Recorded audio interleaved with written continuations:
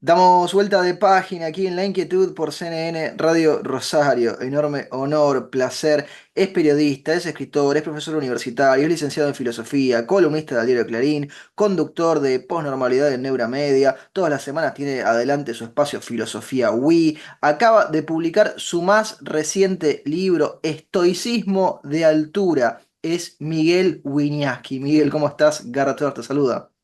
Hola, Garrett. Muy bien, muy bien. Gracias Te por llamar. No, gracias a vos por atendernos. Te hago la pregunta que te vas a cansar de tener que responder, ¿no? Cuando uno le pone un Sí. título a un libro. ¿Por qué es de altura este estoicismo? Que la idea es una metáfora que surge del libro de Italo Calvino, El varón rampante, que es un personaje que decide vivir en la copa de los árboles. Es decir, el árbol con las raíces bien sumergidas en la tierra, pero buscando una elevación entendida como perspectiva, como poder mirar, poder reflexionar y con los ojos en el cielo, las raíces en la tierra pero mirando a la altura, precisamente, ¿no? Un intento de elevación, sin conjurar el sufrimiento ni los padecimientos, reflexionando sobre ellos, porque no es un manual de autoayuda, ¿no? No se resuelve la vida fácilmente con unos tópicos para dejar de sufrir, pero sí uno puede tomar una perspectiva diferente y aprender de los errores, de los padecimientos, y esa es la altura deseada. Es impresionante ahí, decís lo del manual de autoayuda. Cuando uno lee a los estoicos directamente, y bueno, también algunas otras escuelas de ese periodo, quizás los epicúreos, siente que se preocupaban, ¿no? En cómo vivir mejor y en cómo sobrellevar la vida que les tocaba, ¿no? El New Age ya había aparecido mucho antes del New Age. Sí, sí, por eso sobre el estoicismo creo que hay que hacer lecturas diferentes. Yo creo, después de haberlo transitado bastante, que en el fondo lo más interesante que tiene es que se trata de una filosofía de la libertad, ¿no? Sartre, vos sabés que Sartre, más allá de sus posiciones políticas o el final de su vida, está considerado como un modelo de estoico contemporáneo. Pero ¿qué quería decir? ¿Cuál era el estoicismo sartreano? Es decir, por ejemplo, afirmaba, uno podría decir escandalosamente, jamás fuimos tan libres como bajo la ocupación alemana. ¿Qué quería decir? No éramos libres. O eras colaboracionista, o te unías a la resistencia y te jugabas la vida. Es decir, la libertad es una libertad entre condicionamientos, de tal forma que el estoicismo es cómo te encuadrás vos ante los condicionamientos de la realidad, qué posición tomás. En el fondo es una filosofía de la libertad, pero la libertad es una tarea, justamente es una acción. El estoicismo es un existencialismo fundado precisamente en la idea de que estamos condenados a la libertad. Interesante eso. Vos marcás en el libro, Miguel, algo que a mí siempre me ha preocupado de los estoicos, ¿no? Que tiene que ver con ese límite entre lo que depende de uno y lo que no depende de uno, ¿no? Sí. Y en el fondo todo depende de uno, porque es como uno se lo toma. Esa es la idea. Todo digamos, ellos postulan lo que denominan un amor fati, un amor al destino. Bueno, hoy todo ocurrió, veo cómo me instalo frente a eso, de tal forma que depende de mí. Pero que dependa de mí no significa que yo sea superpoderoso.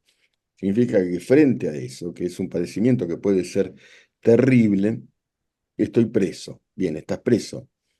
Sos libre, dice Sartre. Eh, Podés golpearte la cabeza contra la pared, podés suicidarte, podés sobornar al guardia, podés hacerte amigo o enemigo de los demás. Es terrible, pero no es capaz de la libertad. En ese sentido depende de uno. Y es bastante complejo, naturalmente. Por eso es una acción, un gran esfuerzo existencial, como escaparse de las cadenas de lo dado y reconvertirlo según tu propia mirada y tu decisión al fin y al cabo. Cada tanto, Miguel, lo has hecho en varios ciclos. Hablas del eterno retorno. Hay muchos eternos retornos. Hay uno que es estoico, ¿no? Sí, sí. Bueno, el estoicismo lo que valora es entre otras cosas, el instante, el valor del instante. Y los instantes retornan permanentemente. Si hay algo que retorna eternamente, son los instantes. Entonces, frente a eso sí hay una idea de valoración del instante, porque sí hay una idea de valoración de la vida, pero no por eso un sentimiento mm, de la muerte como un horizonte de crueldad. La vida y la muerte a lo largo de la tradición estoica están conjugadas en un mismo esquema, vida y muerte, ¿no? Pero cada instante vale, y si los instantes dejan de ser valiosos y se degradan, ellos postulan, porque no es una filosofía de jardín de infantes, el suicidio. Séneca se suicidó, es decir, que una especie de eutanasia va en la letra, ¿no? Bueno, cuando ya no podemos en un sentido profundo valorar, pero no valorar, sino ponderar, vivir pues, con la intensidad con la cual es mejor vivir, bueno, esa es una salida que no dejan de lado, muy por el contrario. Bueno, sobre todo Séneca, ¿no? Pero no solo él, no solo él. Entonces, bueno, es un eterno retorno del tiempo, también es nietzscheano eso, ¿no es cierto? Obviamente. Pensaba ahí con Séneca y también me acordaba de Epicteto, ¿no? Esa rama Claro, estoica quizá más cercana a lo que a uno le sucede y no tanto a cómo uno lo escribe, ¿no? Y esa historia que se le suele atribuir a Epicteto cuando el amo, porque Epicteto era un esclavo, le doblaba el brazo y se lo giraba y se lo giraba, y sí, Epicteto lo único que hacía era avisar, mirá que me lo vas a quebrar si me lo seguís haciendo. Eh, claro. Abstinent subsistine, ¿no? Hay que aguantar y soportar en el estoicismo. Bueno, esa es la mirada literal y también y muy profunda del estoicismo para no doblegar lo que ellos denominan el alma. El estoicismo cree en el alma. El alma es esa interioridad, me quebrarás el brazo, pero no mi alma, es decir, a donde sigo siendo libre. No habrá manera de quitar mi libertad si yo he decidido que no la quite, ¿no? También puedo decidir liberarme de la libertad, con lo cual habré perdido la vía estoica e iré por otro camino, ¿no? Pero siempre guardar la libertad interior que efectivamente no, en líneas generales, digamos así, no puede ser conquistada, ¿no?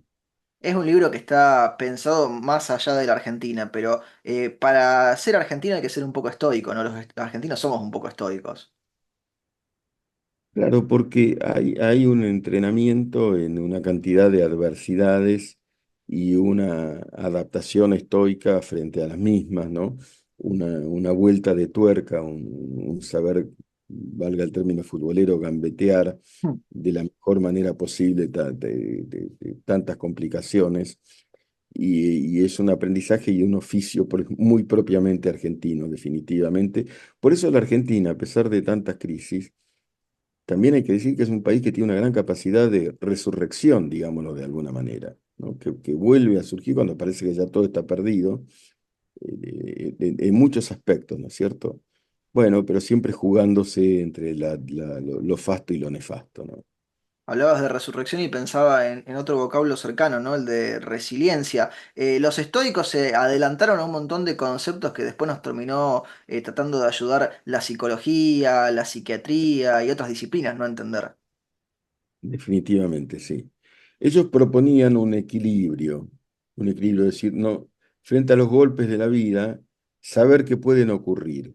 Entonces, no es que uno caiga frente al golpe de la vida, que ocurrirán, ¿no? Hay golpes en la vida tan fuertes, yo no sé si es Vallejo. Bueno, ocurrirán, pero si uno, digamos, sintoniza el hecho de que lo bueno y lo dañino acontecen y de pronto al mismo tiempo uno no cae, es no terminar de caer. Y si cae, es un ascenso al abismo, como subir desde el abismo, ¿no? Como el El discurso abismo de es, Rocky, ¿no? Cuando le explica al hijo, te van a venir a claro, golpear, te van a venir a noquear, y lo que importa es que recibas el golpe y te levantes.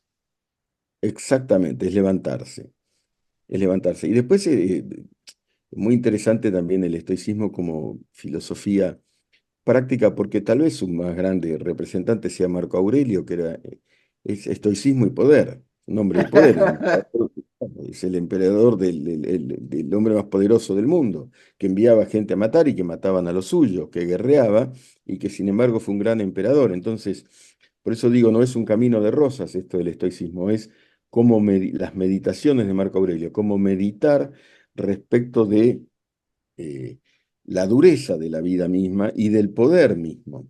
Es muy interesante para el poder, el estoicismo en el poder, ¿no es cierto? Que es una forma de conjurar una tentación bastante frecuente en los ámbitos de poder, que es la locura. Mantenete sereno, ¿no? Mantenete sereno y reflexiona y actúa en consecuencia, ¿no? A sabiendas de que, de que el poder es la complejidad de las complejidades. Vos sabés que cuando yo tengo la oportunidad de charlar con vos, Miguel, siempre voy anotando de manera rizomática todo lo que me vas provocando para reflexionar y ahí me dejaste tantas líneas. Eh, Voy a saltarme un segundo, después voy a volver. Antes yo te mencioné el epicureísmo. Muchos políticos en Argentina prefieren más el epicureísmo que el estoicismo, ¿no? Está muy bien dicho eso, Garrett, claro. Sí, un disfrute interior, egoísta, personalista, eh, ignorando el padecimiento de los demás y simplemente buscando su propio beneficio. Definitivamente eso es la historia argentina también, ¿no? En cambio, el estoicismo es una resistencia y una resiliencia y un combate existencial frente a, incluso frente a la propia apetencia, frente a la propia avaricia, frente a la propia tentación, cuando es en detrimento del resto, ¿no? Hablabas ahí de Marco Aurelio, de las meditaciones. Sí, Yo pensaba, ¿hay una línea directa entre el estoicismo y el ascetismo? Porque muchas veces se cuenta, no, nos bañábamos en agua fría, tampoco era demasiado fácil bañarse con agua caliente en esa época, ¿no? Nos bañábamos en agua fría, dormíamos sobre el suelo, comíamos poco. ¿Está esa línea directa entre ciertas cuestiones de sacrificios personales y el estoicismo o no? yo creo que una lectura contemporánea, eso son como alegorías pasadas para intentar explicar una filosofía que es soportar lo que no resulta agradable. Pero una lectura contemporánea del estoicismo no implica eximirnos de lo que puede hacernos bien e ir a buscar justamente flagelaciones, Sí, no nos vamos a ir a resfriar innecesariamente, ¿no? claro, claro, claro, el flagelo por sí mismo no implica nada, pero sí saber que el sufrimiento está allí y allí encontrar nuevos caminos. Lo que tiene el estoicismo respecto de las filosofías idealistas anteriores, respecto del platonismo, es que pone la visión, por eso digo que es un existencialismo, también va en la letra, sobre la persona misma, ¿no? Sobre su propia existencia. La existencia precede a la esencia, es decir, es lo que vos vas viviendo todo el tiempo, ¿no? Tenés un objeto bello, supongamos que esto lo sea. Sí. Bueno, ponderar ese instante, ¿no? Ponderar la armonía, la recta, pensarlo, hacer con esto algo, entender lo que es la triangularidad, no sé, lo que fuera, que no es necesariamente flagelarse, pero sí esforzarse, y es un esfuerzo interior, e incluso es un esfuerzo intelectual también, porque para poder comprender la profundidad del mundo, el estoicismo lo que propone es una sintonía con el universo, pero es una sintonía no meramente poética, es racional también, es entender por qué gira la Tierra, ¿no? O por qué una ecuación es de este modo y no de este otro. También es, según yo lo veo en una lectura contemporánea, también es una filosofía de la educación. Hablabas antes del amor fati. Hoy estamos muy filosóficos, pero es lógico teniéndote aquí en el programa. El determinismo y el estoicismo, ¿no? Que muchas veces a uno le preocupa sobre si las cosas que hace van a tener o no incidencia en la realidad que nos rodea Claro, claro. o no. Los estoicos también se preguntaban por todo eso, ¿no? Definitivamente, claro. Pero lo que sucede es que frente a lo de... También en una relectura de todos esos autores que son tan interesantes, lo que digo es, hay situaciones condicionantes, no determinantes, ¿no? Obviamente algunos dicen anatomía es destino, es condicionante, pero no es determinante. Frente a eso, yo luego hago otras cosas o lo que quiera hacer, ¿no? Entonces, condicionante y no determinante, no hay fatalismo. Pero visto desde esta lectura y de la perspectiva desde la cual yo la estoy leyendo, ¿no? Esto puede estar sujeto a la polémica. Obvio. Ítalo Calvino, vos sabés que este verano europeo le dediqué tiempo a leer a Ítalo Qué Calvino con bueno, más qué profundidad. bueno. Me sorprendió mucho, no lo tenía tan trabajado, solamente había leído El Caballero Inexistente, pero encontré Ciudades Invisibles, ¿no? Hermoso, hermoso. Es hermoso. Le contamos a la gente si no lo ha leído, que primero es muy breve, se lee muy rápido, pero tampoco es un cuento o una novela tradicional, porque son descripciones de distintas ciudades inventadas, imaginarias, todas remiten a Venecia, ¿no? Pero eh, ¿cómo nos sirve la literatura para pensar la realidad, incluso la que parece más alejada y desconectada, ¿no? de lo que nos pasa? Ciertamente, ¿no? Sin literatura es imposible pensar justamente lo real.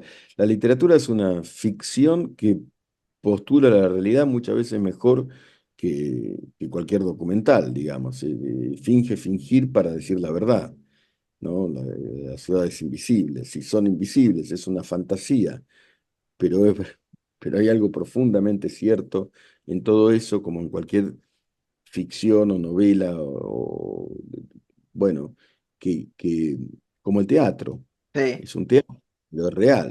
real, ¿no? Me acordaba Shakespeare. de esa ciudad en la que cada tanto tiempo todos se ponen de acuerdo y la mudan, y mudan todo y cambian de rol y de repente vos llegás de nuevo a ese lugar y ya no son los mismos, aunque sean las mismas personas, porque la ciudad la movieron a lo mejor medio centímetro, medio milímetro y todos cambiaron de rol. Hay también en eso de querer escaparnos un poco de quiénes somos, como si se pudiera, ¿no? Que no se puede en el fondo. Claro. Y si no se puede y a la vez se puede, cambiar parcialmente, ¿no? La identidad es dinámica, te mueves medio centímetro, la ciudad es la misma, pero es otra, y es el juego de las identidades y del tiempo también, que es tema filosófico por excelencia. Sí. Aparece en tu nuevo libro, en Estoicismo de Altura, El Quijote. Miguel, ¿qué es Sí. el Quijote para Miguel Wiñaski?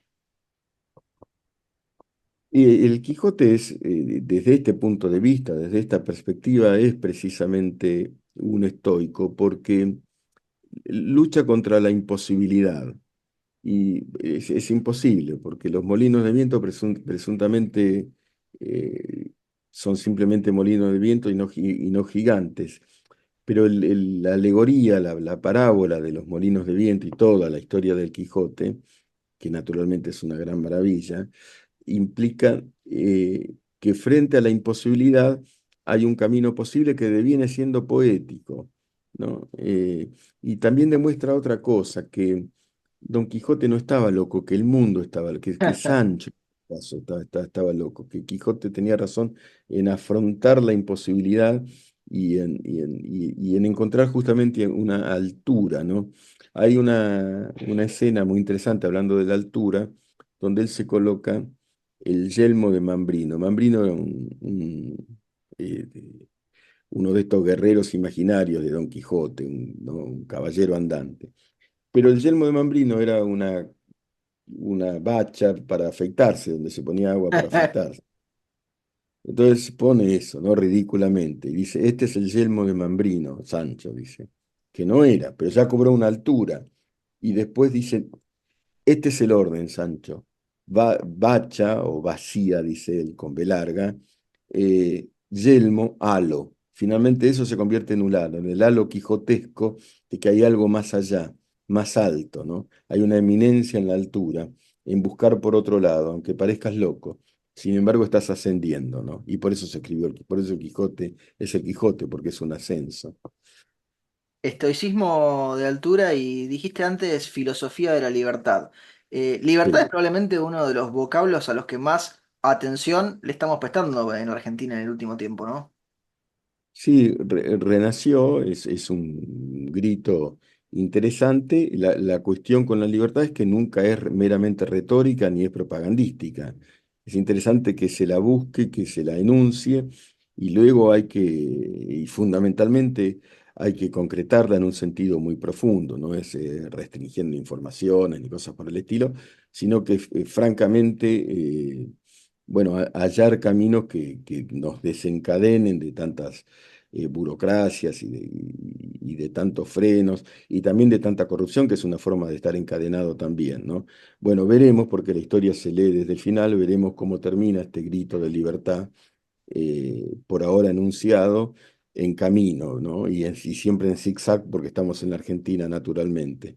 Pero a la vez es interesante, muy interesante. Para quienes te leemos siempre en Clarín, Miguel, sabemos que en tu estilo de escritura, si la idea te pide una sola oración, es una sola oración, si el párrafo se reduce en eso, se reduce en eso. ¿Cómo fue el trabajo de escribir este libro? ¿No? Que, a ver, yo lo reconozco rápido como tu forma de escribir porque te leo todas las semanas en Clarín, pero ¿hay Bueno, algo de diferente en el libro, en ese hilo largo que vas armando?